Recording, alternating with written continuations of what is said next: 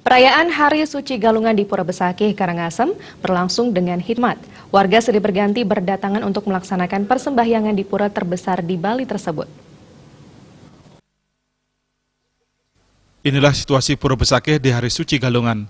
Sejak pagi, tampak warga silih berganti berdatangan bersama keluarga untuk melaksanakan persembahyangan di pura terbesar di Bali ini. Turunnya status Gunung Agung dari awas ke siaga tentu membuat warga yang tampil lebih banyak meski tidak seramai saat Hari Galungan 6 bulan lalu.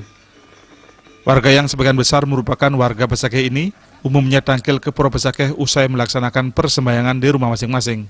Sementara di Pura Besakih, mereka tampil ke Pura Pedarman masing-masing, Pura Penataran Agung, dan beberapa pura lainnya.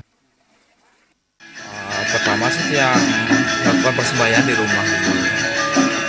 Terus setelah selesai persembahyangan di rumah, kita langsung menuju ke pura, kalau istilah Balinya nama Pura Pedarman namanya. Pedarman kita masing-masing dulu, baru kita ke Pura Penataran Agung. Sampai rangkaian upacara Penataran Agung di sini, kita sembahyang di sini, terus sampai ke Pura Pemuputan namanya.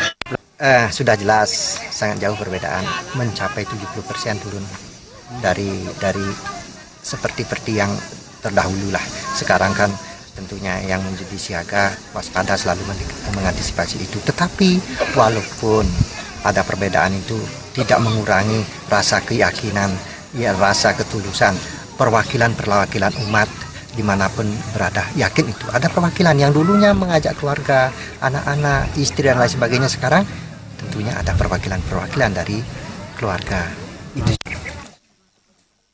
Dengan turunnya status Gunung Agung ke level siaga, sebagian warga yang berada pada dusun di luar radius 6 hingga 7,5 km sudah diperbolehkan pulang. Meski demikian, warga yang berada dalam radius tersebut pulang hanya untuk merayakan Galungan dan melakukan persembahyangan di rumah masing-masing hingga Pura Besakih. Setelah itu mereka akan kembali ke pengungsian masing-masing. Gargita Bali.